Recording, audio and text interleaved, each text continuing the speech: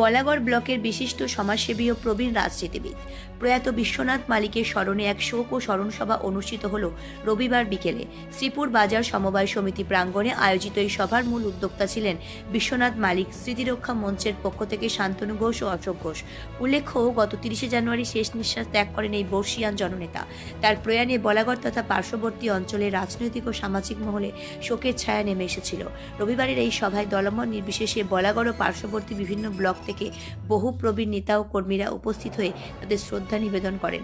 স্মরণসভায় উপস্থিত থেকে বিশ্বনাথ মালিকের জীবন ও রাজনৈতিক আদর্শ নিয়ে স্মৃতিচারণ করেন হুগলি জেলা পরিষদ সদস্য তথা পশ্চিমবঙ্গ সরকারের এসসি এসটি এবং ওবিসি উন্নয়ন ও বিত্ত নিগমের চেয়ারম্যান অসীম মাঝি। এছাড়াও উপস্থিত ছিলেন বিশিষ্ট কংগ্রেস নেতা প্রতুল সাহা, শঙ্কর সাহা, শঙ্কর বিশ্বাস, পুলক ভট্টাচার্য এবং প্রয়াত নেতার পুত্র বিপ্লব মালিক ও পুত্রবধূ মধুমিতা সাহা মালিক সহ অসংখ্য গুণমুগ্ধ ব্যক্তিবর্গ। বক্তা তাদের বক্তব্যে তুলে ধরেন সমাজসেবায় বিশ্বনাথ মালিকের অবদান এবং সাধারণ মানুষের বিপদে তার পাশে থাকার মানসিকতার আগামী প্রজন্মের কাছে উদাহরণ হয়ে থাকবে। সমগ্র অনুষ্ঠানটি এক আবেগঘন পরিবেশের মধ্যে দিয়ে সম্পন্ন হয়। বলাগড় থেকে অনুপ প্রামাণিকের রিপোর্ট, আমার বাংলা নিউজ। জেলাটা অঞ্চলের মধ্যেই সীমাবদ্ধ ছিল। তারপর 86-87 পর থেকে দেখতে পেয়েছি, যখন বাইরে বলাগড় ব্লকের অন্যান্য অঞ্চলগুলোয় গেছি, তখন দেখেছি সদালাপি হাসি মুখে নেতৃত্ব দিতে হয়। অনেক সমালোচনা, অনেক বিদ্রোহীর ছুটে গেছে, কিন্তু এত সুন্দর হাসি মুখে সেটাকে বার করে দেওয়া, পাস করে দেওয়া, এটা ছিল। তো সেখান থেকে যতটুকু নিতে পেরেছি, সব তো নেওয়া যায় না কারো কাছ থেকে, কিন্তু যতটুকু নিতে পেরেছি, তার পরবর্তী সময় 1993 সালে পঞ্চায়েত নির্বাচনে আমিও প্রথম। সেই সময়ে প্রতি মুহূর্তে একসঙ্গে লড়াই, একসঙ্গে প্রচার, কবে কোথায় মিটিং, কীভাবে এগোবো, কাউন্টিংয়ের টিম কীভাবে সাজানো হবে, সেখান থেকে শুরু করে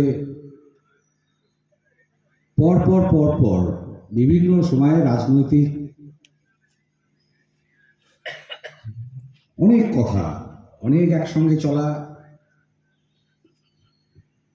তারপরে 2007 সালে আবার একবার উনি প্রার্থী হলেন। ওনার বাড়িতে বহুবার গেছি, বহু জায়গায় ওনার সঙ্গে রাস্তাঘাটে দেখা হয়েছে। আমি আমার ব্যক্তিগত পক্ষ থেকে তাদের প্রথমে অভিনন্দন জানাচ্ছি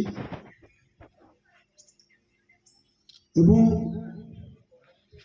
সমাজ পরিবর্তনের ধারায় নিজেকে নিয়োজিত করে আমি যেটুকু ওকে দেখেছি,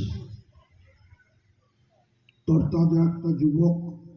আমার চেয়ে অবশ্য আজকে জানলাম 2 বছরের ছোট। দাদাই বলতো অবশ্য আমাকে, তবে জানতাম আমরা বোধহয় সমবয়সী। তা সেই 1967 পশ্চিমবাংলায় রাজনৈতিকগত একটা পরিবর্তনের সময়, এবং সালটা মনে নেই, বয়স একদম তরুণ। বলাগড় বাজারের মধ্যে দিয়ে মিলনগড় হয়ে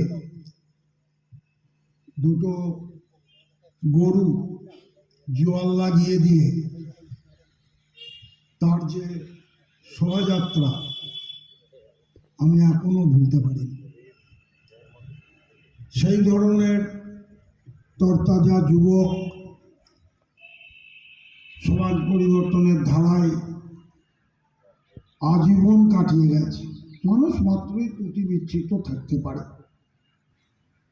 আমারও আছে, আপনারও আছে। সমাজে বাস করতে গেলে সকলেরই কম বেশি আছে।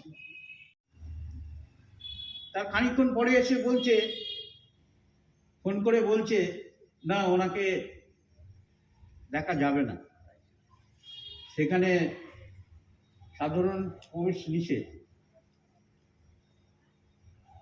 বাপির সঙ্গে কথা বলছিলাম, বলছো একজন করে দুপুরবেলা 4টের পরে দেখার অনুমতি দিত।